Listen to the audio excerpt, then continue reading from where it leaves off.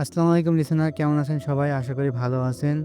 দেশ ও দেশান্তরের বাইরে থেকে যারা শুনছেন নিয়মিত আমাদের ভূতপোকা ইউটিউব চ্যানেলের ভয়ের ঘটনাগুলো, সবাইকে স্বাগতম আমাদের চ্যানেলে।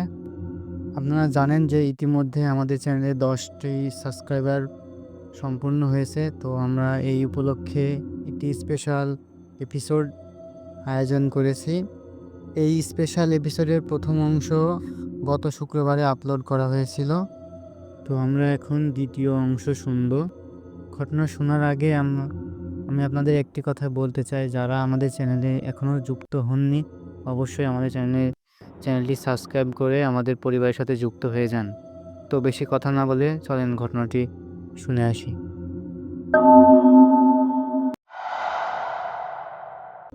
স্বাগতম লিসেনার, স্পেশাল এপিসোডের দ্বিতীয় অংশে। কিছু কথা না বললেই নয়। এই ঘটনাটি বুঝতে হলে অবশ্যই আপনাকে এর আগের ঘটনাটি বুঝতে হবে। আতঙ্কের দরজা প্রথম ঘটনাটি আপলোড করা আছে, সেটি সম্পূর্ণ শুনলে তারপরে অংশটুকু এখান থেকে শুরু। ওরা মনে মনে ভাবলো হয়তো বাহিরে কিছু উল্টে পড়েছে, আর তাই ওরা দুজনেই ফিরে আসে রান্নাঘরে। যে যার মতো নিজেকে সামলিয়ে যার যার কাজ করছে। এর মধ্যে আরও কয়েকবার ঘরের মধ্যে কেউ হাঁটছে এমন অনুভব হচ্ছিল তাসলিমার, তবে সে তেমন কোনো পাত্তাই দিল না। কিন্তু ওর মনে অজানা একটা ভয় জেগেছিল, যা তাকে তার রান্নার কাজে ব্যাঘাত ঘটাচ্ছিল বারবার। যাই হোক, রান্নার কাজ শেষ করে বেলা 1টা থেকে 1:30টার সময় সে তার মায়ের কাছে কল করে জানতে চাইল ওনাদের ফিরতে আরও দেরি হবে কিনা। জবাবে তার মা জানালো ওনাদের ফিরতে আরও দেরি হবে। মায়ের সাথে আনুষঙ্গিক বিষয়ে আরও কিছু কথা বলে তাসলিমা ফোন রেখে কাজের মেয়েকে ডেকে বলল, ক্ষুধা লাগছে আমার অনেক, আয় দুজন ভাত খেয়ে নিই। জবাবে কাজের মেয়েটা বলল, আপা আপনি খাইয়া নেন, আমি গোসল করে খামু। কাজের মেয়েটার এই কথার পরিপ্রেক্ষিতে তাসলিমা বলল, তাহলে আমিও গোসল করে আসি, তুইও গোসল করে আয়, তারপর একসাথে খাবো। এরপর ওরা যে যার মতো গোসলে চলে গেল। কাজের মেয়ের শিরিনের ভাষ্য মতে, আমার গোসল শেষ, ভেজা কাপড়গুলো চিপে পানি ঝরিয়ে বারান্দায় ছড়িয়ে দিতে যাচ্ছি, ঠিক তখন অনেক লম্বা তোলা একটা মেয়েকে দেখলাম ড্রয়িং সোফার পাশে দাঁড়িয়ে। ছোট আপা যে রুমে গোসল করতে বাথরুমের দিকে তাকিয়ে। জিনিসটা আমার চলাফেরার মধ্যে এক পলকের জন্যই দেখেছিলাম, তাই ভয় পাইলেও মনের ভুল ভেবে আমি আমার কাজ করছি। কাপড় ছড়িয়ে দিয়ে এসে আমি ভয়ে ভয়ে সোফার দিকে আর চোখে তাকালাম, কিন্তু পেলাম না। মনের ভয় অধিকাংশ কেটে গেল। সামান্য কিছু প্রসাধনী ব্যবহার করে এসে আমি খাবার টেবিল সাজালাম, কারণ ছোট আপা অনেক ক্ষুধা লেগেছে বলছিল। আমারও ক্ষুধা লাগছে, কিন্তু আপার অপেক্ষা করছি। দেয়ালের ঘড়িতে দেখি বেলা প্রায় 3টা বাজতে চলেছে। অন্যদিকে বাথরুমে একাধারে পানির শব্দ হচ্ছে, কিন্তু সচরাচর ছোট আপার গোসলের এত সময় তো লাগে না। কয়েকবার ডেকে ডেকে বললাম, আপা, ও আপা, জলদি আসেন, খাবার ঠান্ডা হয়ে যাইতেছে। এভাবে আরও 15-20 মিনিট সময় কেটে যায়। আমার মনে হয় অজানা একটা ভয়ের সৃষ্টি হয় আমার মনে। মনে মনে ভাবলাম, আপার কিছু হলো না তো আবার বাথরুমের ভিতরে? এই কথাটা মাথায় আসতে না আসতে বাথরুমের দরজায় বারবার সজোরে আঘাত করছি, ডাকছি, কিন্তু ভিতর থেকে কোনো সাড়া শব্দ পেলাম না, শুধু পানির শব্দ ছাড়া। মনের ভয় বাস্তবে রূপ নিতে শুরু করলো। কি করব ভেবে পাইতেছিলাম না, মাথায় কাজ করতেছিল না। অনেক চেষ্টা করে বাথরুমের দরজা খুলতে পারছিলাম না। আর ছোট আপাও ভিতর থেকে কোনো ডাক বা আওয়াজ ছাড়া দিচ্ছে না, শুধু পানি পড়ার শব্দ হচ্ছে। হঠাৎ ছোট আপার ফোনে উপর নজর পড়লো আমার। বাথরুমের পাশে, দরজার পাশে ছিল টেবিলে ফোনটি। তখন আমি দৌড়ে গিয়ে আমার ফোন হাতে নিলাম খালাম্মাকে কল করার জন্য। আর তখনই কলিং বেল বেজে উঠল। আমি সহায়তা পাওয়ার আশায় দ্রুত গিয়ে দরজা খুলে দেখি খালাম্মারা আসছেন, বড় আপু সহ। আমি খালাম্মাকে বললাম, ছোট আপা বাথরুমে আটকে গেছে। আমার মুখে এমন কথা শুনে খালু আর খালাম্মা দৌড়ে ওই দিকে গেলেন, আর আমি বড় আপাকে হাত ধরে আস্তে আস্তে নিয়ে আসলাম সোফার কাছে। বড় আপা আকলিমা সোফায় বসে উঁকি মারছেন, আর আমাকে জিজ্ঞেস করলেন, কি হয়েছে বলতো আমাকে। আমি কিছু বলতে যাব এমন সময় খালু আমাকে উচ্চ স্বরে ডেকে বললেন, শিরিন, কিছু একটা নিয়ে আয় দরজা ভাঙার জন্য। আমি ওইদিকে চলে গেলাম, আর খালু চেঁচামেচিতে বুঝে উঠতে পারছিলাম না কি নিয়ে যাব। তাই খালু নিজেই এসে এদিকে আর ওদিক ছুটাছুটি করে রান্নাঘর থেকে বটি বা দা দরজায় কোপাতে শুরু করলেন। কিছুই হচ্ছিল না। এমনটা দেখে খালাম্মা বললেন, শিল পাটা আনো, এনে ওগুলো দিয়ে দরজার ছিটকিনিতে বাড়ি দাও। খালাম্মা বলার কারণে আমি পর্যায়ক্রমে শিল পাটাটা এনে দিলাম খালুকে। খালু ওইগুলো দিয়ে বারবার আঘাত করলো দরজার ছিটকিনিতে। এত ছিটকিনি একটু এতে ছিটকিনি একটু ঢিলা হলো। এবার সবাই মিলে সরাসরি দরজা ধাক্কা দিয়ে দরজা খোলা হয়েছে। দরজা খোলার পর আমরা দেখি ছোট আপা পানির কল ছেড়ে দিয়ে তার পাশে বসে আছে দেয়ালে কপাল ঠেকিয়ে, মাথার চুল খোলা। এমন অবস্থায় খালু গিয়ে আপাকে ধরতে না ধরতে আপা বলে উঠল, ওমা, গোসল করতে আসলাম আমি, তোমরা সবাই এখানে কেন? আপার মুখে এমন কথা শুনে সবাই একেবারে রীতিমতো অবাক। এরপর খালু বলল, আচ্ছা গোসল করিস, সমস্যা নেই, আগে এদিকে আয়, তোর বড় আপা আসছে। এই বলে ছোট আপার হাতে ধরে নিয়ে আসা হলো ড্রয়িং রুমে। শিরিনের মুখ থেকে এসব শুনছিলাম, তখন সে বলল, এরপর চা হলো হয়েছে, সেটা আমার যে খালাম্মা ভালো জানে, বলতে পারবেন। তার কথা মতো আকলিমার মাকে জিজ্ঞেস করা হলো। এরপর জবাবে উনি বললেন এরপর আকলিমা তাকে জিজ্ঞেস করলো, তুই নাকি গোসলখানায় ঢুকেছিস সেই বেলা 1:30টায়, আর এতক্ষণ অবধি তোর গোসল চলমান, অথচ তুই তোর শরীরে কোনো পানি অবধি ছোঁয়া নেই দেখছি। এসব তো বাদই দিলাম, আব্বা আম্মার দিকে এত ডাকলো, এত আঘাত করলো দরজায়, তুই কি টেরও পালি না? তুই কি আজকাল বাথরুমে ঘুমাস নাকি? তাসলিমা ভুরু কুঁচকে বলল, কি বলো আপু, এত সব হলো আর আমি জানি না? তোমরা অযথা আমাকে এসব বলতেছো, মজা করছো তাই না? তাসলিমার এমন জবাবে সবাই অবাক, কিন্তু আকলিমা একটু রেগে গিয়ে বলল, এক চড় মারবো। তোর কি মনে হয় আমি মজা করছি? মজা করার মন মানসিকতা আমার আছে? দুই মেয়েকে থামিয়ে ওদের বাবা বলল, থাম থাম, বিষয়টা নিয়ে রাগারাগি না করে একটু ভেবে দেখা দরকার। গতরাতে আকলিমা বাথরুমে অচেতন, সে নিজেও জানে না। আজ তুই বলছিস তুই গোসলে অচেতন, তুইও জানিস না, অথচ এত ডাক ও দরজায় আঘাতের পরও তুইও জানিস না এতে এত সময় কি হয়েছে। নিশ্চয় এখানে কোনো গন্ডগোল আছে। আচ্ছা, তুই কি কিছুই টের পাসনি মা? জবাবে তাসলিমা বলল, না বাবা, আমি কিছুই টের পাইনি, কই দেখি তোমরা নাকি দরজা ভাঙছো। এই বলে সে উঠতে যেতে লাগলো বাথরুমের দিকে। ঠিক তখনই তার মাথার চুল ধরে কে যেন এক জোরে হ্যাঁচকা টান দিল। সে উফ করে বলে উঠল। তিনি ঘুরে তাকায়, পিছনে কেউ নেই। সে ভাবলো বসে থাকা বসেছিল, তাই উঠতে গিয়ে হয়তো চুল তার পায়ে নিতে ছিল, যার জন্য হয়তো টান লেগেছে। সে এগিয়ে গেল বাথরুমের কাছে, দেখলো দরজা ভাঙা। ওর মনে একটু সন্দেহ। সে দ্রুত কদমে এগিয়ে বলল, বাবা, এসব কখন হলো? আমি এসবে কি না? বাবা মেয়েকে শান্ত করে দিয়ে বলল, দেখা যাক কি হয়, আর হুজুর আসলে বোঝা যাবে কি হয়েছিল। এখন গোসল করার দরকার নেই, হাত না তবে। ফাতিমা জিজ্ঞেস করলো, এত বেলা হইতে তোমরা কেউ ভাত খাওনি? আপু আপু আপু, ব্যাপারটা এখন কোনো অব্দি এই সময় ব্যাপারটা এটা এত ভালো হয়নি বা। তোমরা বাইরে এত সময় ছিলে, তাহলে হালকা তাসলিমার মুখে এমন কথা শুনে তাদের বাবা একটু চুপচাপ হয়ে গেল। ওদের মা চোখের পানি ছেড়ে বলল, আসলে আকলিমার পেটে বাচ্চা হাঁটতে পাওয়া যাচ্ছে না, তাই অনেক চেষ্টা করেও এখন রিপোর্ট আসলে বোঝা যাবে যে কি হয়েছে। তবে তো ডাক্তার ভাইয়ার কাছে ফোন করা ছিল। সে বলল, রিপোর্ট আসুক, এখন আপনারা মন খারাপ না করে বাসায় চলে যান। আর তাই আমরা বাসায় চলে আসি। খাইনি, মনটা ভালো নেই আমাদের। তার উপর বাসায় এসে দেখি তোর আবার এই অবস্থা। যা একটু ক্ষুধা লেগেছিল সেটাও এখন বুঝতে পারছি না। এসব কথাবার্তার মাঝেই কাজের মেয়ে শিরিন বলল, খালু, আমার কথায় কিছু মনে করবেন না, আমার মনে হয় আপনাদের বাসায় ভূত পেতনির আসর হয়েছে। বড় আপায় কয় কি বলে দেখো। আজ আমি বাথরুমে থেকে যখন বাইর হই, তখন এই জায়গাতে একটা লম্বা কালো চুলওয়ালাকে দাঁড়িয়ে থাকতে দেখেছি। তখন ভাবছি মনের ভুল, এখন মনে হয় না এই বাসায় ভূত পেতনি আছে। শিরিনের মুখে এসব কথা শুনে আকলিমা একটু চটে গিয়ে বলল, থাম এবার, বহুত হইছে। ভূত পেতনি বলতে কিচ্ছু নাই। অযথা ভয় দেখাস না তো। যা ভাত খাওয়ার জন্য টেবিল রেডি কর, ক্ষুধা লাগছে। আকলিমা ভাত খাবে শুনে সবাই একটু অবাক হইল। এই জন্য সে যে নিজে থেকে খাবে না বলল, এত সময় এখন বলছে খাবে। তবে এতে ওর বাবা মা একটু খুব খুশি হলো।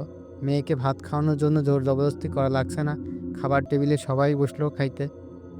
সব কিছুই স্বাভাবিক ছিল তখনও। আকলিমার বাবা ভাত চিবোতে চিবোতে মেয়েকে উদ্দেশ্য করে বলল, চিন্তা করিস না মা, সব ঠিক হয়ে যাবে। আকলিমা ওনার কথায় কোনো সায় দিল না। এরপর ওর বাবা মা নানা রকম সান্ত্বনামূলক কথা বলেই চলেছে, কিন্তু সে কারো কথায় কর্ণপাত করল না। সবাই মুখ সহকারে আকলিমার দিকে তাকালো। দেখা গেল আকলিমা একাধারে খাবার খেয়েই যাচ্ছে অস্বাভাবিকভাবে।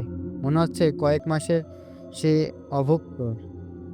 তার মা মাথায় হাত রেখে বলল, মা আস্তে ধীরে খাও, গলায় বাদ পড়বে। সে কোনো কথায় না টেবিলে কান না দিয়ে সকল খাবার খেয়ে নিল। বলল, আর ভাত নাই? একটু ঘাবড়ে গিয়ে বলল, আপা আছে।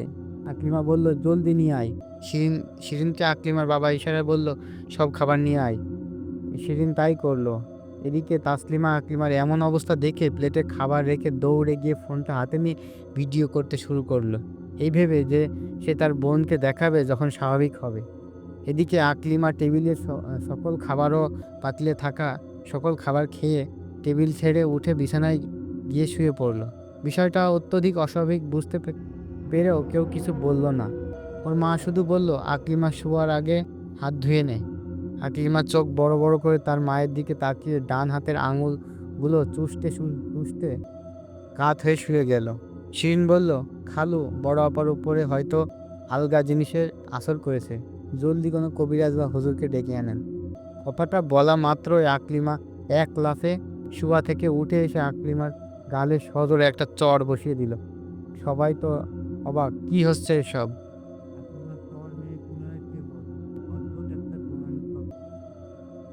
বাবা অন্য রুমে গিয়ে ইশারায় বলল, উনি, তোমরা কেউ আকলিমাকে বলা, আমি ব্যক্তিগতভাবে বলি কবিরাজকে গিয়ে নিয়ে আসতে পারলে কিনা। এসব বলে উনি ফোন হাতে নিয়ে কত ভাইতে ফোন দিয়ে সংকেত তেরোতে সব বোধ।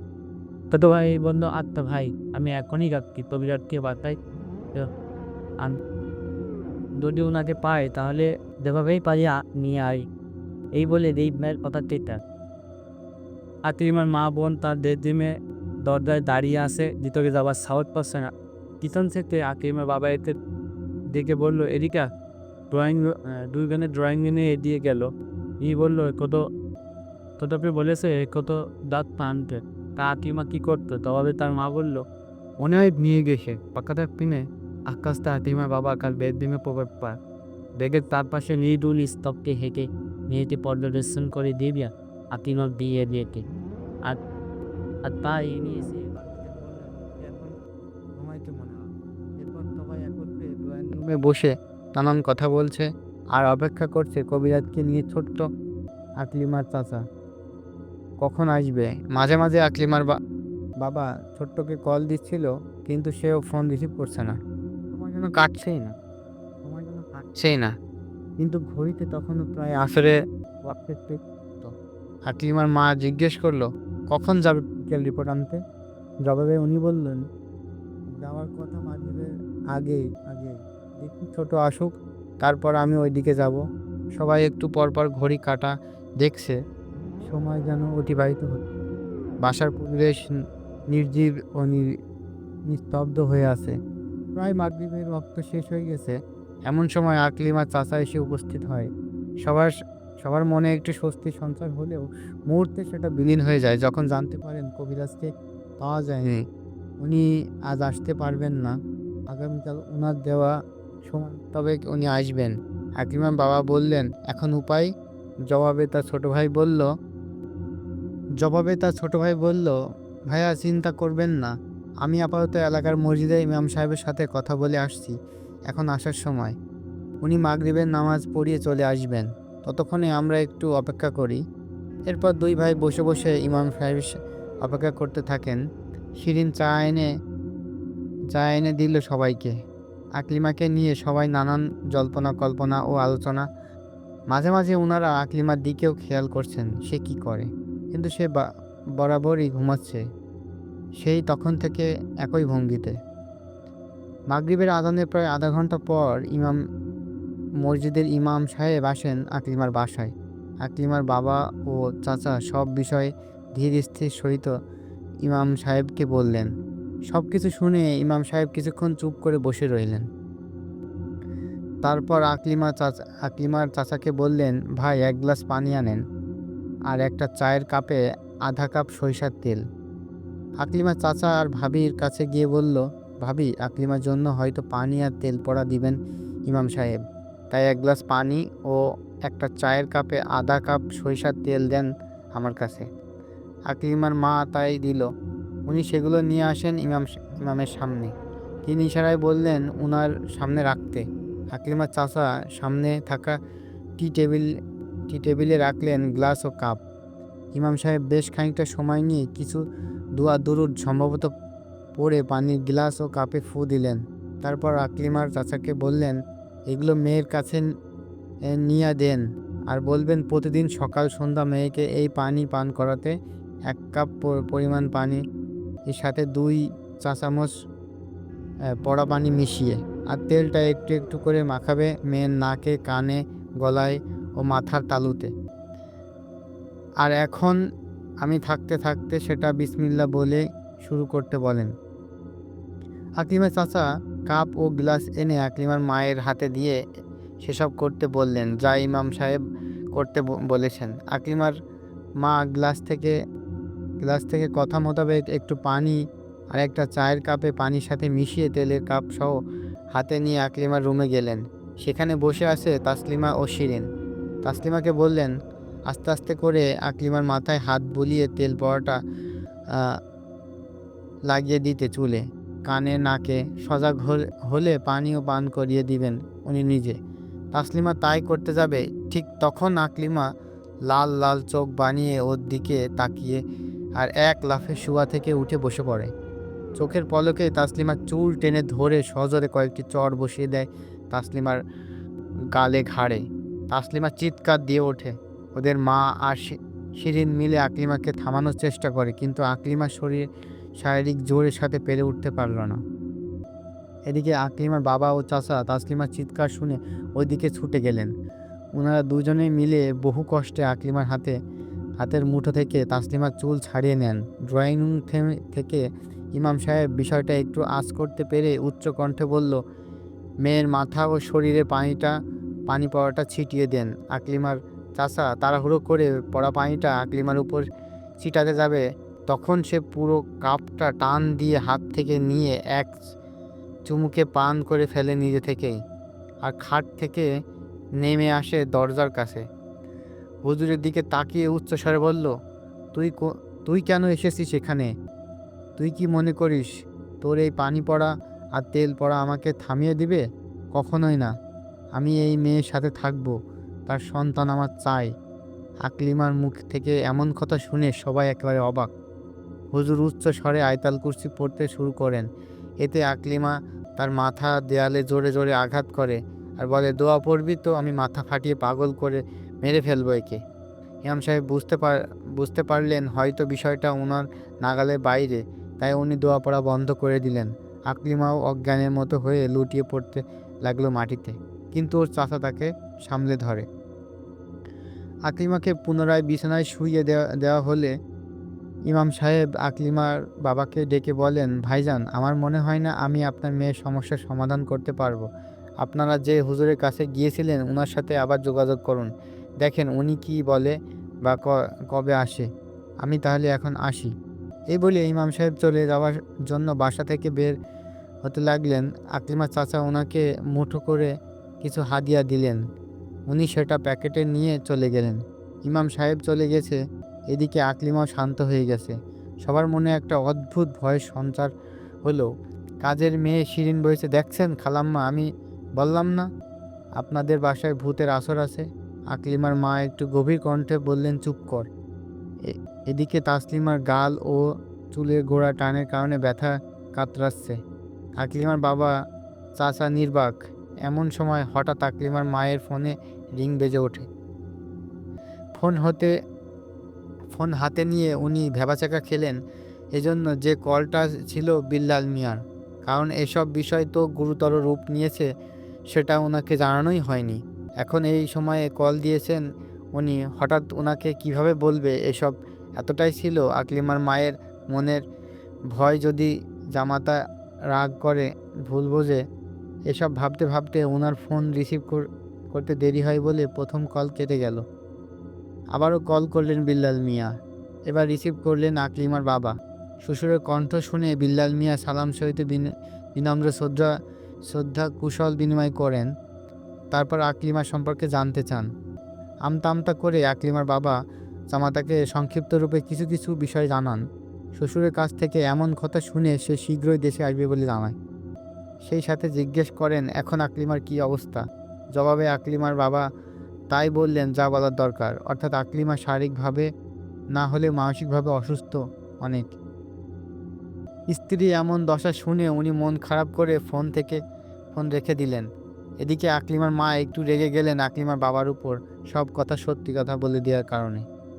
জবাবে উনি বললেন, আর কত লুকোচুরি করবো বলো। এমন জবাবে বিড়বিড় করতে করতে আকলিমার মা দু মেয়ের কাছে গেলেন তাদের তদারকি করতে। আকলিমার চাচা বলল, ভাই চলেন আকলিমার মেডিকেল টেস্ট রিপোর্টগুলো নিয়ে আসি, আর দেরি হলে ডাক্তার পাওয়া যাবে না হয়তো। ওনারা দুইজন চলে গেলেন আকলিমার রিপোর্ট আনতে। একদিকে শিরিন ও আকলিমার মা তাদের দুই বোনের সেবা করতে ব্যস্ত। রাত আনুমানিক 9টা বাজে। আকলিমা নিজে থেকেই জেগে ওঠে। এতে আকলিমার মা, বোন ও শিরিনের মনে ভীতি সঞ্চার হয়, কারণ বেশ কিছুক্ষণ আগে আকলিমা যা করেছে তা একেবারে কল্পনাতীত। তারপরেও আকলিমার মা সাহস করে এগিয়ে যায় আর জিজ্ঞেস করে, কি গো, উঠেছিস? আকলিমা একদম স্বাভাবিকভাবে বললেন, হ্যাঁ মা, কেন? তার মা জবাবে তেমন কিছু বললেন না, শুধু এটাই বললেন, খাবি না কিছু? জবাবে সে বলল, না মা, এখন ক্ষুধা নেই। এই বলে সে ওয়াশরুমের দিকে এগিয়ে গেল। তাসলিমা ও বাকিরা একদম চুপচাপ সব কিছু দেখছেন। ওয়াশরুম থেকে ফিরে এসে আকলিমা নিতান্ত স্বাভাবিকভাবে টিভি অন করে ভিন্ন দেশি চ্যানেল কিছু একটা দেখা শুরু করলো। ওর স্বাভাবিক রূপ দেখে সবাই একটু স্বস্তি ফিরে পেল। শিরিন চলে গেল ঘরে রান্নার খাবার প্রস্তুত করতে। তাসলিমা ও তার মা আকলিমার কাছে ওই রুমে বসে রইল। আকলিমা একদম চুপচাপ বসে বসে টিভি দেখছে। মেয়েকে শান্ত দেখে তার মা একটু পাশ ঘেঁষে গিয়ে বসে মাথায় হাত রেখে বলল, ভাত না খেলে নাই? কোনো নাস্তা খাবি? বিরক্তিকর কণ্ঠে আকলিমা বলল, না মা, যাও, সরে বসো। আকলিমার মা আর কোনো কথা বাড়ালেন না। তাসলিমা তো ভয়ে বোনের ধারে কাছে যাচ্ছে না, বেশ দূরত্ব বজায় রেখে রুমে বসে আছেন। এভাবে কাটাতে থাকে সময়। আনুমানিক রাত 10:30 বাজে। আকলিমার বাবা ফিরে আসে। বাসায় ঢুকে রিপোর্টগুলো স্ত্রীর হাতে দেন মন খারাপ করে। আকলিমার মা জানতে চাইলেন কি হয়েছে। জবাবে আকলিমার বাবা একটু চাপা কণ্ঠে বললেন, আকলিমার গর্ভের সন্তানের অবস্থা তেমন ভালো না। ডাক্তার কিছু ওষুধ দিয়েছে, 3 দিন ওষুধ খাওয়ার পর পুনরায় আল্ট্রাসাউন্ড করতে হবে। তখন যদি বাচ্চার অবস্থা কোনো উন্নতি না হয় তাহলে বুঝতে হবে এই সন্তান আর টিকবে না। তখন ডাক্তার যে ব্যবস্থা নেয় তাই করতে হবে। আকলিমার মা কথাটা শুনে একেবারে মূর্তিমান হয়ে গেলেন। হঠাৎ আকলিমার বাবার চোখ পড়ল আকলিমার দিকে। উনি বুঝতে পারলেন মেয়ে তার সকল কথা বুঝতে না পারলেও মূল বিষয়টা সে শুনতে পারছে। তাই মেয়েকে উনি সান্ত্বনা ও মনোবল দেওয়ার উদ্দেশ্যে ওই দিকে যেতে লাগলেন। তখন উনি দেখলেন মেয়েটা মন খারাপ করা তো দূরের কথা, উল্টো পৈশাচিক একটি মুচকি হাসি দিয়ে টিভি বন্ধ করে শুয়ে পড়ল। আকলিমার এমন আচরণে উনি পুরোই অবাক, কিন্তু কিছুই করার নেই। রাত প্রায় 11টার বেশি বাজে। কারো খাওয়া দাওয়ার নাম নেই। শিরিন সবাইকে বারংবার খাওয়া দাওয়া করতে বললেও কেউ তার কোনো কথাই পাত্তাই দিল না। সবাই মন খারাপ। এমন সময় আকলিমার শ্বশুর ফোন করলেন আকলিমার বাবার ফোনে। আকলিমার বাবা ফোন রিসিভ করতেই উনি একটু রাগান্বিত হয়ে বললেন, আপনাদের কাছে যখনই জানতে চাইছি বৌমা কেমন আছে, তখনই সব গোপন রেখেছেন, আমাদেরকে মিথ্যা বলেছেন। এখন এসব কি শুনছি? আকলিমার বাবা ওনার স্ত্রীর দিকে তাকিয়ে তারপর ফোনে বলেন, বেয়াই সাহেব, আসলে আমরা বিষয়গুলো গোপন করেছি, ভাবলাম আপনারা অযথা দুশ্চিন্তা করবেন। তাছাড়া বিষয়গুলো এতটা জটিল ও ভয়ানক হবে আমরা আসলে বুঝতে পারিনি। আমাদের ক্ষমা করবেন, আমরা লজ্জিত। আকলিমার বাবার কথা শেষ হতে না হতেই বিল্লাল মিয়ার বাবা বললেন, যা হবার হয়েছে, আমরা আগামীকাল সকালে আসব। আর এর মধ্যে আপনার পরামর্শ করেন কিভাবে কি করলে বৌমা সুস্থ হবে। এসব বলা মুসিবত থেকে রেহাই পাবে। জবাবে আকলিমার বাবা বললেন, জি আচ্ছা। এরপর আকলিমার শাশুড়ি কথা বললেন আকলিমার মার সাথে, মা বাবার বোনের সাথে। কথা শেষ হলো, ঘড়িতে তখন রাত 12টা 15 মিনিট আনুমানিক। শিরিন সবার কাছে অপেক্ষা করছে খাবার নিয়ে, আর একটু ঝিমাচ্ছে। আকলিমার বাবা বলল, দেখো তো আকলিমা সজাগ নাকি ঘুমাচ্ছে। সজাগ থাকলে তাকে কিছু খাওয়াতে হবে, আর না হলে চলো আমরা অল্প করে খেয়ে নিই। আকলিমা তখন ড্রয়িং রুমে ছিল। সে গিয়ে দেখে আসলো আকলিমা গভীর ঘুমে। তাই আকলিমাকে আর ডাকলো না। সবাই মন খারাপ নিয়েই খেতে বসলো। খাবার টেবিলে নিজেদের মধ্যে আকলিমাকে নিয়ে সবাই কথা বলছে। তখন ইন্টারকমে কল বেজে উঠল। আকলিমার বাবা হাতের ভাত ছেড়ে ফোন রিসিভ করতে এগিয়ে গেলেন, আর নিজে নিজে বিড়বিড় করছেন, এত রাতে দারোয়ান আবার কল করে কেন? কল রিসিভ করে জানতে পারেন ইমাম সাহেব আসছেন ওনার সাথে দেখা করতে। দারোয়ানকে উনি বললেন ইমাম সাহেবকে লিফটে তুলে দিতে। তারপর উনি এসে প্লেটের বাকি খাবারটুকু না খেয়ে হাত ধুয়ে স্ত্রীকে বললেন, ইমাম সাহেব আসছেন।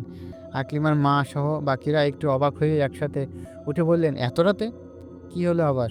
আকলিমার বাবা হাত মুছে যাবেন এমন সময় কলিং বেল বেজে ওঠে। উনি বুঝতে পারেন ইমাম সাহেব আসছে, তাই দ্রুত পায়ে গিয়ে দরজা খুলে ইমাম সাহেবকে সালাম দিলেন। ইমাম সাহেব সালামের জবাব দিয়ে তড়িঘড়ি করে বাসায় প্রবেশ করলেন। ওনাকে বেশ আতঙ্কিত মনে হলো। তাই আকলিমার বাবা জিজ্ঞেস করলেন, হুজুর কি হয়েছে, এত রাতে আপনি আসলেন, কোনো সমস্যা? আর আপনাকে দেখে মনে হচ্ছে আপনি খুব আতঙ্কিত হয়ে আছেন। পর ইমাম সাহেব বললেন, ভাই আপনার মেয়ে কোথায়? আমাকে একটু তার কাছে নিয়ে চলুন। আকলিমার বাবা পুরোই তো অবাক। বাসায় যারা ছিল সবাই এমন কথা শুনে সবাই অবাক। কী হয়েছে বিষয়টা বুঝতে পারছে না কেউই। সেজন্য আকলিমার বাবা ইমাম সাহেবকে বললেন, হুজুর কি হয়েছে বিষয়টা আমাকে বলেন তো শুনি। জবাবে ইমাম সাহেব বললেন, আসলে বলার কিছু নেই, আমি আপনার মেয়ের সাথে থাকা জিনের কাছে ক্ষমা চাইতে এসেছি। আমার স্ত্রী সন্তান বিপদগামী হয়ে গেছে। আল্লাহ আমাকেও সকল ক্ষমা করুন। ইমাম সাহেবের মুখে এমন কথা শুনে আকলিমার বাবা চোখ একেবারে কপালে উঠে যায়। উনি কি বলবেন তা উঠতে পেরে উম, বুঝতে পারছিলেন না। এমন অবস্থায় ইমাম সাহেব পুনরায় বললেন, আমাকে আপনার মেয়ের নিকট নিয়ে চলুন দয়া করে। আকলিমার বাবার হাতের ইশারায় পথ দেখালেন। ইমাম সাহেব এসে দাঁড়ালেন আকলিমার বেডরুমের দরজায়। কড়াজোর করজোর কি যেন বিড়বিড় করে বললেন আকলিমার দিকে তাকিয়ে। তারপর আকলিমার বাবা থেকে বিদায় নিয়ে চলে যেতে লাগলেন। আকলিমার বাবা ওনাকে থামিয়ে দিয়ে জানতে চাইলেন কি হয়েছে, কিন্তু ইমাম সাহেব কিছুই না বলে বাসা থেকে বের হয়ে লিফটে চলে গেলেন। বাসার সবাই অবাক হয়ে, কি হচ্ছে এসব? এই চিন্তা সবার ভিতরে অদ্ভুত এক অস্থিরতা কাজ করছে। বলা বাহুল্য, যখন ইমাম সাহেব এসেছে তখন থেকে উনি যাওয়া অবধি আকলিমা ঘুমিয়েছিল। এমনকি ওই রাতে আকলিমা ঘুম থেকে উঠেইনি বললেই চলে। নানা জল্পনা কল্পনা অস্থিরতার মধ্য দিয়ে কেটে গেল সেই রাত। সকালবেলা প্রায় 8টার সময় আকলিমা নিজে থেকেই জেগে ওঠে। স্বাভাবিক দেখছিল সব কিছু। ফ্রেশ হয়ে এসে বসে ডাইনিং টেবিলে মায়ের কাছে নাস্তা চায়। শিরিন দৌড়ে এসে নাস্তা দিল সামনে। পিছন পিছন আকলিমার মা দুধের গ্লাস হাতে নিয়ে এগিয়ে এসে বলল, এই নে গরম দুধ, দুধটুকু খেয়ে নে। ওষুধ খাওয়া লাগবে, তাই শরীরে পুষ্টি দরকার। গত রাতেও তো কিছু খেলি না। আকলিমা তার মায়ের দিকে তাকিয়ে বলল, ক্ষুধা লাগে নাই তাই খাই নাই। এই বলে সামনে থাকা নাস্তা খাওয়া শুরু করলো। খাওয়ার এক পর্যায়ে তার মাকে জিজ্ঞেস করলো, মা, ও মা, রিপোর্টটি আসছে নাকি? ডাক্তার ভাই কি বলেছে? প্রশ্নটা শুনে আকলিমার বাবা ও মা একটু অবাক হলো, কারণ গত রাতে সে শুনেছে, অথচ এখন সে আবার এই একই কথা জিজ্ঞেস করছে। আকলিমার বাবা মা ভেবে নিল হয়তো গত রাতে তেমন কিছু বুঝে নাই, ওনাদের ধারণা আছে ভুল ছিল। আর তাই মেয়ের মাথায় হাত বুলিয়ে বলতে লাগলো তাদের বাবা সত্যি কথাটি। সব শুনে আকলিমার মন একদম খারাপ। সে কান্না ভরা কণ্ঠে বলতে লাগলো, বাবা এমন কেন হলো? এখন আমি বিল্লালকে কি বলবো? কোন মুখে ওর সামনে যাব? আকলিমার কান্না দেখে ওর বাবা মা কাঁদতে লাগলো, মেয়েকে সান্ত্বনা দিতে লাগলো। তাসলিমা পাশে বসেও সেও মন খারাপ করে ফেলে, কিন্তু কিছুই বলছে না। এসবের মধ্যে কলিং বেল বেজে উঠল। শিরিন দরজা খুলে দেখে আকলিমা শ্বশুর শাশুড়ি এসেছেন। শিরিন ওনাদেরকে সালাম দিয়ে ভেতরে প্রবেশ করায়। ওনারা ড্রয়িং রুমে সোফায় বসে। শিরিন ডাইনিং রুমে এসে জানিয়ে দিল বড় আপা আর শ্বশুর শাশুড়ি এসেছেন। এই বলে সে রান্নাঘরে চলে গেল মেহমানের জন্য চা করতে। আকলিমার বাবা মা চোখ মুছতে মুছতে গেলেন ড্রয়িং রুমে। সালামের সহিতে ওনাদেরকে কুশল বিনিময় করলেন। এর মধ্যেই আকলিমা এসে উপস্থিত হয় সেখানে। শ্বশুর শাশুড়িকে সালাম দেওয়ার পর শাশুড়ি তাকে নিজের পাশে বসার জন্য ডাকেন। সে তার শাশুড়ির পাশে গিয়ে বসেন। আকলিমাকে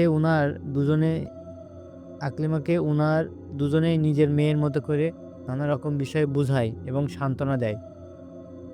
তারপর তাসলিমাকে আকলিমার শাশুড়ি বলেন, তুমি আকলিমাকে তার রুমে নিয়ে যাও, বিশ্রাম করুক। আমরা একটু তোমার বাবা মার সাথে কথা বলি। তাসলিমা তাই করলো। দুই বোন সালাম দিয়ে চলে গেল ড্রয়িং রুম থেকে। ওরা যাবার পর আকলিমার শ্বশুর বেয়াইনকে উদ্দেশ্য করে জিজ্ঞেস করলেন, তো আপনারা এখন কি করবেন বলে ভাবছেন? এভাবে চলতে থাকলে তো সমস্যা।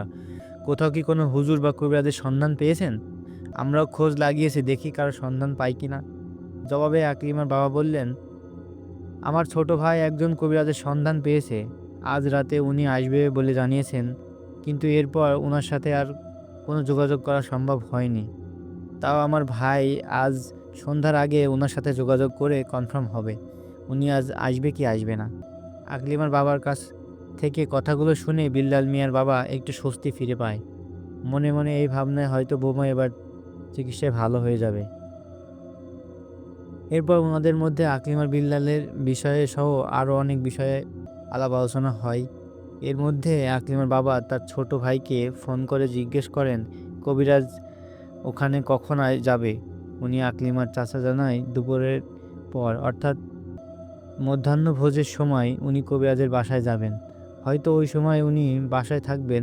তখন আকলিমার বাবা বলল, আমিও যাব তোর সাথে। যাওয়ার সময় আমাকে এই বাসা থেকে নিয়ে যাস। আর তুই বললে আমি তোর বাসায় আসবো না ভাই। জবাবে আকলিমা চাচা জানায়, ভাই আপনি আপনার যেতে হবে না। আর নেহাত যদি আপনার যেতে মন চায় তাহলে আপনি দুপুর 2টার প্রস্তুত থাকবেন, আমি আসব। এই বলে ফোন রেখে দেয় আকলিমা চাচা। বিল্লাল সাহেবের বাবা মা চলে যেতে চাইলেন, কিন্তু আকলিমার বাবা মা বিদায় দিতে নারাজ। উনি আবদার করেন দুপুরে খাওয়া দাওয়া করে যেতে, কিন্তু ওনারা রাজি হলেন না। প্রতি উত্তরে বললেন, আমাদের কিছু কাজ আছে, সেগুলোও শেষ করে বাসায় যাব। আজ নয়, অন্য আরেকদিন এসে বেড়াবো ছেলের বাসায়। আকলিমার মা তেমন জোর দিলেন না ওনাদের, কেন সেটা জানা যায়নি। বিল্লাল সাহেবের বাবা মা চলে গেলেন আকলিমাকে আরেকবার দেখে। আকলিমা তখন ঘুমাচ্ছিল। তাসলিমা বলল, আপু বলতেছে ওনারা খুব ঘুম ঘুম লাগছে, তাই উনি ঘুমাই গেল, যেন ওনাকে ডাকাডাকি না করে কেউ। সে ওষুধ খেয়ে নিয়েছে। তাসলিমার কথা শুনে তাদের মা পুনরায় জিজ্ঞাসা করলো, সব কিছু স্বাভাবিক আছে তো? কোনো অস্বাভাবিক কিছু দেখিসনি তো? জবাবে তাসলিমা মাথা নাড়িয়ে বুঝালো, এই অবধি সবই স্বাভাবিক। এরপর আকলিমার বাবাও চলে গেলেন ওনার কাজে। আকলিমার মা ও শিরিন মিলে ঘরে কাজে ব্যস্ত থাকলেন। তাসলিমা শুয়ে বসে ফোন টিপে সময় পার করছিল, আর আকলিমার দিকে নজরদারি করছিল ওই রুমে বসেই। সব কিছু এত স্বাভাবিক যে মনে হচ্ছিল না যে ওই বাসায় কারো কুনজর পড়েছে। সকাল গড়িয়ে দুপুরের সময় জোহরের আজান শোনা যাচ্ছে। আকলিমার মা এসে তাসলিমাকে বলল, এবার আমি বসি, তুই গিয়ে ফ্রেশ হ। তোর বাপ আসার সময় হয়েছে। দুপুরে খাবার খেয়ে তোর বাপ আবার তোর চাচাকে নিয়ে কবিরাজের বাসায় যাবে। কথাটা বলা মাত্রই আকলিমা এক পলকের জন্য চোখ মেলে তাকালো তার মায়ের দিকে। তারপর আবার চুপ করে ঘুমিয়ে রইল পূর্বের মতো। বিষয়টা অস্বাভাবিক লাগলেও ওরা মনে করলো কথার আওয়াজে হয়তো ওর ঘুমের সমস্যা হচ্ছে, তাই কেউ আর কোনো কথা বলে না। তাসলিমা চলে গেল ফ্রেশ হতে। বেলা আনুমানিক 1:45 বাজে। আকলিমার মা তাসলিমাকে বলল, তোর বাবাকে একটা ফোন দিয়ে জিজ্ঞেস কর তো কখন আসবে। দুপুরে খাওয়া দাওয়ার সময় হয়ে গেল। তাসলিমা মায়ের কথা মতো ফোন দিয়ে জানতে পারলো তাদের বাবা কবিরাজের বাড়ির উদ্দেশ্যে রওনা দিয়েছেন, আসতে দেরি হবে। আর তাই ওরা খাওয়া দাওয়া করার জন্য প্রস্তুতি নিচ্ছে। আকলিমার 2 থেকে 3 বার ডাকাডাকি করা হলে উঠে খাবার খাবার খাইতে, কিন্তু সে উঠল না খাইতে। এমন অবস্থায় আকলিমার মা বলতে লাগলো, সেই কখন থেকে না খেয়ে শুয়ে আছিস, এতে করে শরীর আর আবারও খারাপ করবে, গর্ভের বাচ্চার উপর প্রভাব পড়বে। একটু খেয়ে নিলে কি হয়, ওষুধও খাওয়ার সময় হয়ে আসছে। মায়ের মুখে এমন কথা শুনে আকলিমা খুবই বিস্মিত গম্ভীর কণ্ঠে বলে উঠল, বাচ্চার পরোয়া করি না, খাওয়ার হয় তো বাচ্চাই খাবো। এমন কথা শুনে বাসার সবাই স্তব্ধ, সেই সাথে সবাই একটু ভয় লাগছিল। আকলিমার মা খুব ভয়ে ভয়ে আকলিমার বিছানার পাশে গিয়ে দেখলো আকলিমা সেই পূর্বের মতোই ঘুমাচ্ছে। তাহলে এমন কথাটা বলল কে? তাসলিমার অতিমন্তর নিঃশব্দ কদমে মায়ের পিছনে গিয়ে দাঁড়িয়ে মায়ের কানে চুপি চুপি বলল, মা, আপুকে নিয়ে এখন আর কোনো কিছু বলো না। বাবা আসুক তখন না হয় আপুকে ডাকবো। এখন জোর করে ডেকে তুললে বা কিছু বললে যদি অবস্থা বেগতিক হয় তাহলে বিপদ। তাসলিমার কথাটা ওনার কাছে বেশ যৌক্তিক মনে হয়েছে। সেজন্য উনি পেছনে ফিরে আসলেন। খাওয়ার ইচ্ছে নেই, তাও বাধ্য হয়ে বসলেন খাবারের টেবিলে। নামমাত্র ভাত পাতে নিয়ে অন্য মনস্ক হয়ে গেলেন উনি। ভাতগুলো মাখাচ্ছেন বারবার, কিন্তু মুখে তুলছেন না। এই দেখে তাসলিমা মায়ের হাত ধরে আলতো ঝাঁকুনি দিয়ে জিজ্ঞেস করলো, ও মা, তোমার আবার কি হলো? মেয়ের ডাকে উনি অস্থির হয়ে বললেন, না কিছু না মা। এরপর আকলিমা বাদে সবাই খাওয়া দাওয়া শেষ করে পুনরায় আকলিমার বাবাকে ফোন করা হলে উনি জানায় ওনার আসতে দেরি হবে। কারণ জানতে চাওয়ায় উনি শুধু এটুকু বলেন, কাজ আছে। সেদিন আসরের পর আকলিমার বাবা চাচা ফিরে আসেন। ওনারা বাসায় ফিরে ফ্রেশ হয়ে খাওয়া দাওয়া করে ড্রয়িং রুমে বসে আলাপ আলোচনা করছেন। হুজুর আর রাতে আসবেন 11টা 12টার মধ্যে। ওনারা এটা বললেন, হুজুর বলছে চিন্তার কোনো বিষয় নেই, মা ও বাচ্চার কিচ্ছু হবে না। কথাবার্তা এক পর্যায়ে আকলিমার মা বললেন, মেয়েটা এখনো কিছুই খায়নি, সে বিছানা ছেড়ে উঠতে চায় না। জবাবে আকলিমার বাবা বলল, হুজুর বলছে উনি আসার আগে অবধি আকলিমা যেমন থাকতে চায় বা যা করতে চায় করুক, ওর সাথে বাড়াবাড়ি না করাই ভালো হবে। আকলিমার প্রসঙ্গে আরও কথাবার্তা হয়। শিরিন সবাইকে চা করে এনে দিতে যায়। সন্ধ্যা ঘনিয়ে এসেছে। আকলিমার চাচা বলল, ভাই আমি তাহলে আসি, রাতে 10টায় আমি চলে আসব। তখন আকলিমার বাবা পকেট থেকে টাকা বের করে বলল, এই টাকাটা নিয়ে যা, হুজুর যা যা কিনে আনতে বলেছে আসার সময় কিনে নিয়ে আসিস। আকলিমার চাচা টাকাটা নিলেন না, বলল, ভাই আপনার মেয়ে আমার মেয়ে, একই কথা। এরপর উনি চলে গেলেন। আকলিমার বাবা ড্রয়িং রুম থেকে উঠে গিয়ে বসলো মেয়ের পাশে। আকলিমার চোখ মেলে তাকালো। উনি জিজ্ঞেস করলো, কিরে মা, খাবি না কিছু? জবাবে আকলিমা কিছু বলল না, শুধুমাত্র পাশ পরিবর্তন করে শুয়ে রইল। আকলিমার মা কিছু একটা বলতে যাবে, এমন সময় ওনাকে আকলিমার বাবা থামিয়ে দেয় হাতের ইশারায়। এরপর মেয়ের মাথায় হাত বুলিয়ে দিয়ে পুনরায় চলে গেলেন ড্রয়িং রুমে। তাসলিমা ও তাদের মাকে ডেকে বলেন শিরিনকে নিয়ে ঘরটা ভালো করে গুছিয়ে রাখতে। উনি রাতে ফিরবেন 10টার মধ্যে। এর আগে সবাই খাওয়া দাওয়া করে নিতে। যদি হুজুর একটু আগে আসে তাহলে কোনো বিষয় হিমশিম যেন না হয়। এসব বলে আকলিমার বাবা চলে গেল বাহিরে ওনার নিজের কাজে। আকলিমা তখনও শুয়ে আছে। আকলিমা ও শিরিন ঘর গুছানোর কাজ করছে, আর তাদের মা রান্নাঘরে কিছু একটা কাজ করছে। ওই দিন ঈশার আজানের পর আকলিমা বিছানা ছেড়ে উঠে বসে। বাথরুমের দরজার দিকে তাকিয়ে বেশ কিছুক্ষণ বসে থাকে। তারপর সে বাথরুমে যায়। খানিকটা সময় সে বাথরুমে ব্যয় করে বেরিয়ে আসে। ওর মার কাছে গিয়ে বলল, আকলিমা কিছু খাবি নাকি? খাবার দিব?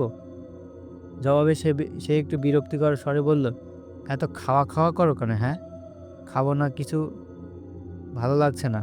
মেয়ের মুখে এমন উত্তর শুনে উনি বেডরুম থেকে বেরিয়ে চলে আসেন, কিন্তু চোখ রাখছেন মেয়ের উপর, যেন সে কোনো বিপদে না পড়ে বা উল্টোপাল্টা কিছু না করে ফেলে।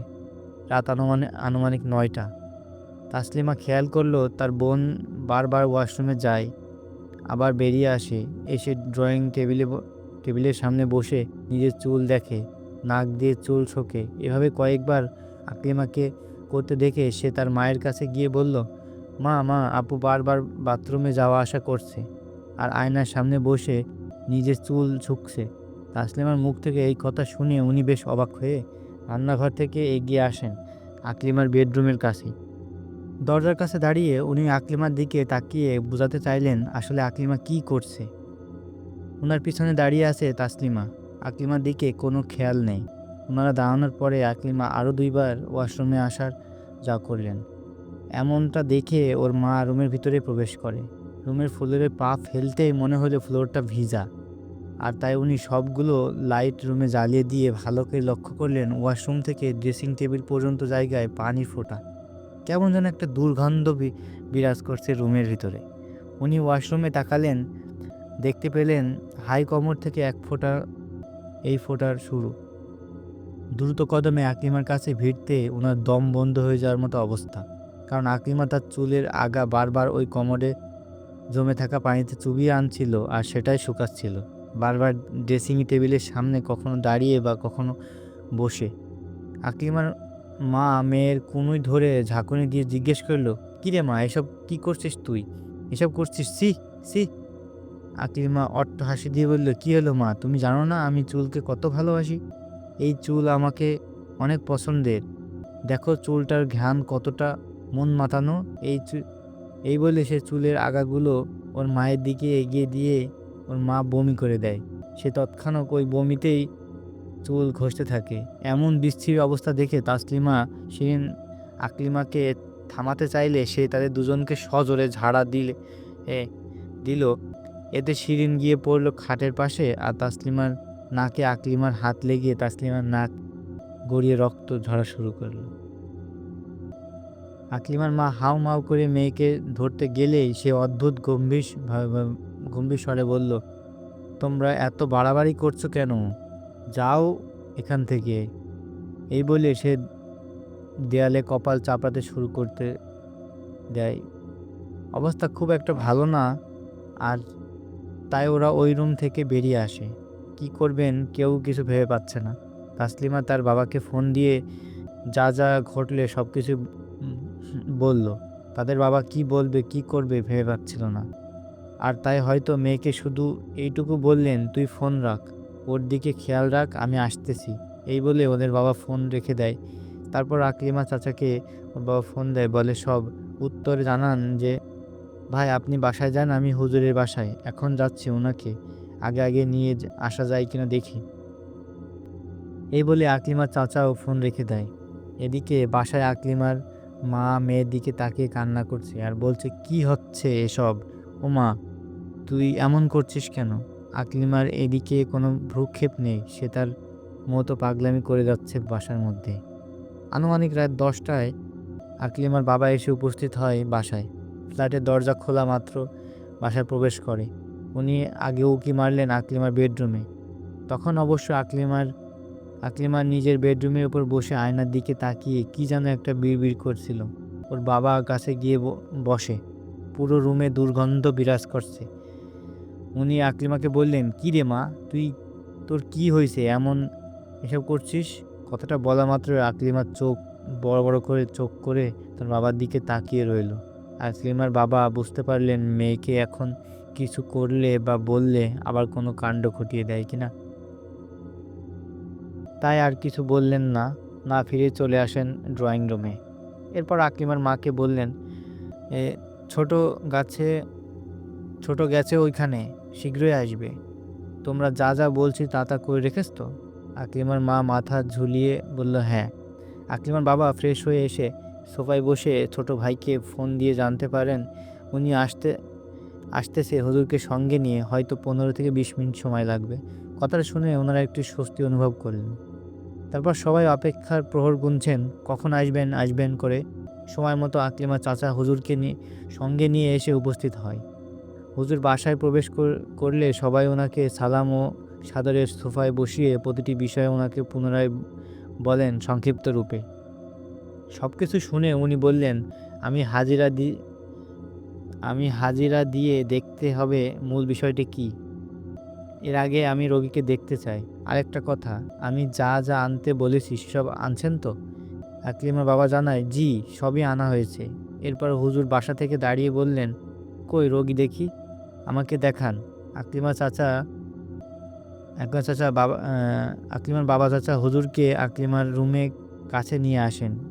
উনি রুমের প্রবেশ করতে গিয়ে কোনো কেন যেন পিছপা হলেন। বলা বাহুল্য, তখনও আকলিমা খাটের কোণে বসে আয়না দেখছিল আর কি যেন বিড়বিড় করে বলছিল।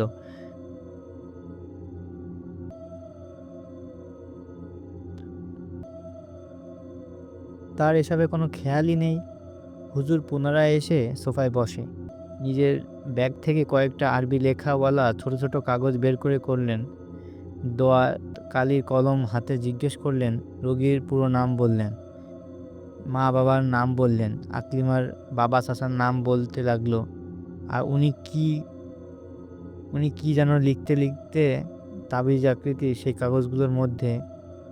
এরপর সেগুলো আকলিমার বাবার হাতে দিয়ে বললেন, রূপা ও লোহার কবজে ঢুকিয়ে মোমবাতি দিয়ে মুখ বন্ধ করে এগুলো রোগীর ডান হাতের কবজায় গলায় ও কোমরে বেঁধে দিতে কালো সুতো দিয়ে।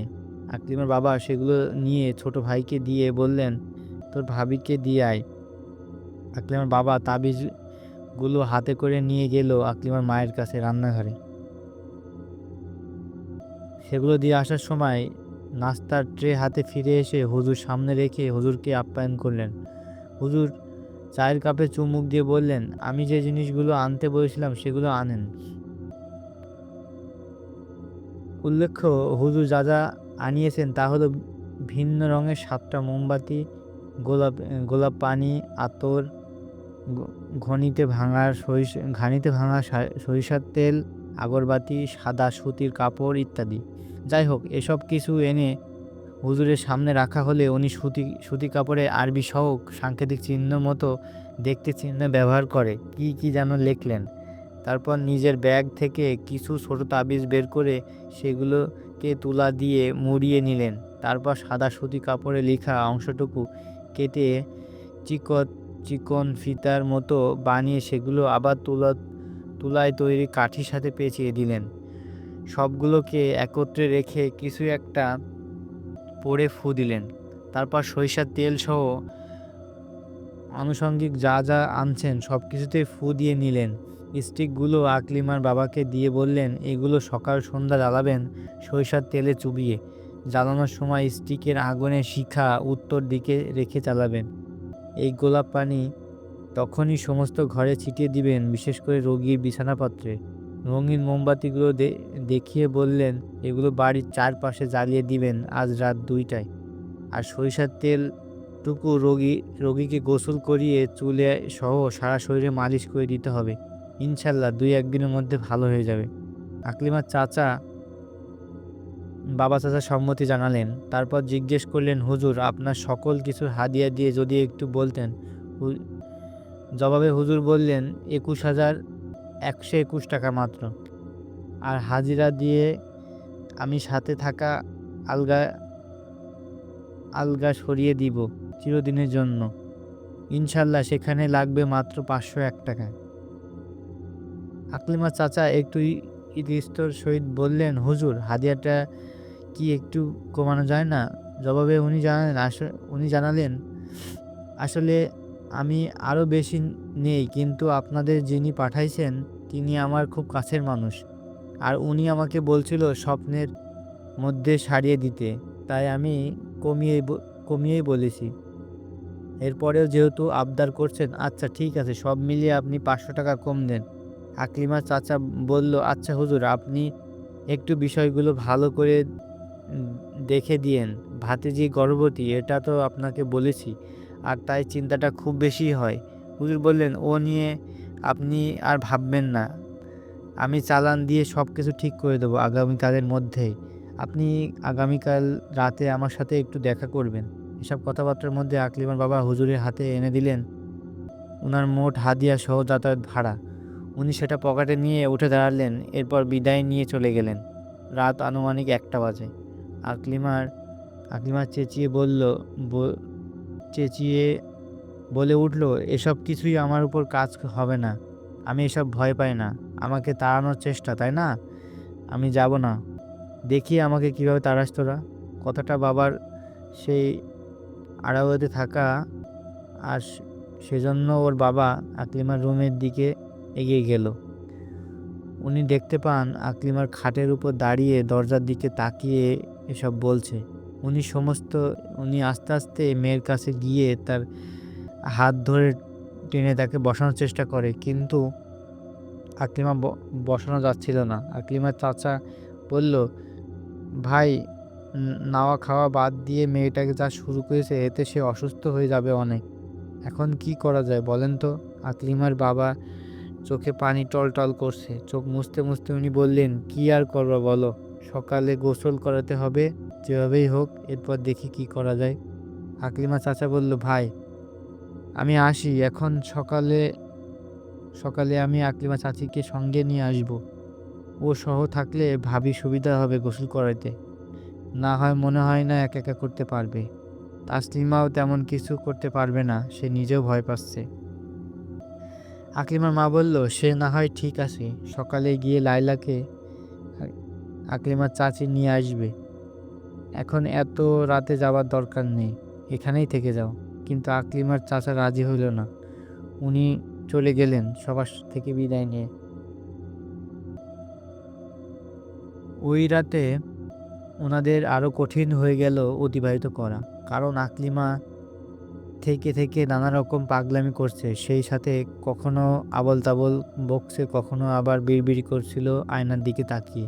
আকলিমা যেন আর ওয়াশরুমে যেতে না পারে, তাই ওর বাবা ওয়াশরুমের দরজার সামনে বসে রইলেন চেয়ার নিয়ে। ড্রয়িং রুমে বসে আছে ওর মা, বোন ও শিরিন। সবার মনে একটাই অপেক্ষার কখন সকাল হবে। যাই হোক, ওই রাত বহু কষ্টে করলেন সবাই। সকালবেলা শিরিন ঘর পরিষ্কার করছে, ঠিক ঠিক তখন কেউ একজন সজোরে শিরিনকে পিছন থেকে ধাক্কা দেয়। এতে মুখ ভরে ফ্লোরে শিরিন পড়ে গিয়ে দাঁত দিয়ে রক্ত বের হচ্ছে। ব্যথায় শিরিন কাতরাচ্ছে। এমন অবস্থায় এসে হাজির হয় আকলিমার চাচা চাচি। বাসায় প্রবেশ করে এ অবস্থা দেখে ওনারাও এসব সামলাতে ব্যস্ত হয়ে গেলেন। শিরিন শুয়ে আছে। তাসলিমা ও তার চাচি মিলে ঘরের কাজ শেষ করে প্রস্তুত নিলেন আকলিমাকে গোসল করানোর। আর তখনই বাদে বিপত্তি। আকলিমাকে কোনোভাবেই গোসল করানো যাচ্ছিল না। অবশেষে ওনারা পরিকল্পনা করলো আকলিমাকে জোর করে বিছানায় শুইয়ে দিয়ে তার শরীরে মুছিয়ে দেবে, কাপড় পরিবর্তন করবেন। আর সেজন্য বাধ্য হয়ে আকলিমার বাবা চাচা সহ সবাই মিলে আকলিমাকে গামছা দিয়ে খাটের সাথে বাঁধেন। এরপর ওনারা ওই রুম থেকে বেরিয়ে আসে। বাকিরা সবাই মিলে বহু কষ্টে আকলিমার পরিষ্কার পরিচ্ছন্ন করা কাপড় চোপড় পরিবর্তন করে দেন। এসব করতে করতে বেলা 12টা বেজে গেল। আকলিমার মা রুমের দরজা খোলে, বাবা ও চাচাকে ভিতরে আসতে বলেন। আকলিমা একটু স্বাভাবিক হয়েছে বলে মনে হলো ওনাদের। আকলিমার মা আকলিমার মা নিজে থেকে বলে উঠল, চুলগুলো বালতিতে পানিতে ধুয়ে দিয়েছি। শরীরে মোটামুটি পরিষ্কার করার জন্য সে একটু স্বাভাবিক হয়। নিজে থেকে কাপড় পরিবর্তন করে আমরা করে দিতে হয়নি। উনি আকলিমার বাবা চাচাকে এসব বলার মধ্যে আকলিমা হঠাৎ করে বলে উঠল, মা, অনেক ক্ষুধা লেগেছে। মেয়ের মুখে এমন কথা শুনে সবাই খুশিতে আত্মহারা। আকলিমার বাবা মেয়েকে হাত ধরে নিয়ে আসে খাবার টেবিলে। তাকে দেওয়া হয় নানা রকমের ফাস্ট ফুড নাস্তা ও ঘরের তৈরি রুটি আর সবজি ভাজি। সে মোটামুটি সব খাবার খেয়েছে। তারপর নিজে থেকে বলল, ওষুধটা দাও আমাকে। মেয়ের স্বাভাবিক অবস্থা দেখে সবাই খুশি। তাসলিমা বোনকে ওষুধ এনে দিল। সে সেগুলো খেয়ে নিজের রুমে চলে গেল। আকলিমার চাচি তার মাকে বলল, ভাবি, হুজুর কি নাকি দিয়েছে আকলিমার শরীরে মাখতে চাইলেন, সেটাও আকলিমাকে মাখাই দেই। আকলিমার মা হুজুরের দেওয়া সরিষার তেল নিয়ে আকলিমার রুমে গেলেন। আকলিমার মাথা, নাকে, কানে, গলায় তেল মাখানো হলো। তখনও সে শান্ত। আকলিমার চাচা এসব দেখে মনে মনে আল্লাহর কাছে শুকরিয়া আদায় করলেন। হুজুরের চিকিৎসার কাজে আসতে বলে ধারণা হলো সবার। হবেই না কেন? আকলিমা তো এখন সুস্থ দেখা যাচ্ছে। আকলিমার চাচা আর ভাইকে জিজ্ঞেস করলো, ভাই চলেন বাইরে মোমবাতিগুলো কি অবস্থা দেখে আসি। এই বলে আকলিমার চাচা বাবা বাড়ির বাইরে জ্বালানো মোমবাতিগুলো দেখতে গেল। সেখানে তো চোখ কপালে দেখে একটা মোমবাতি জ্বলেনি, বরং সবগুলো কে যেন দুমড়ে মুচড়ে গুঁড়া করে রেখেছে। দুই ভাই একে অন্যের দিকে তাকিয়ে চুপ। কি হলো? ওনারা বুঝতে পারছেন না বিষয়টা। আকলিমার চাচা গিয়ে আকলিমার মা ও চাচিকে ডেকে এনে দেখালো। ওনারাও অবাক। আকলিমার চাচি বলেন, বিষয়টা হুজুরকে জানানো উচিত। আর তাই আকলিমার চাচা হুজুরকে কয়েকবার কল করলে হুজুর কল রিসিভ করেনি। এসব যখন ঘটছে তখন আকলিমা ঘুমিয়ে পড়েছে। ওনারা বাসায় ফিরে আসেন। ঘরটা একদম শান্ত হয়ে আছে। আকলিমার মা এগিয়ে গেলেন বারান্দায় এটা চেক করতে, তুলা ও আরবি লেখাওয়ালা সুতি কাপড়ের স্টিক যেন জ্বালিয়েছেন সেটা জ্বলছে কিনা দেখতে। ওনারা দেখলেন ওইটা জ্বলেনি পুরোপুরি।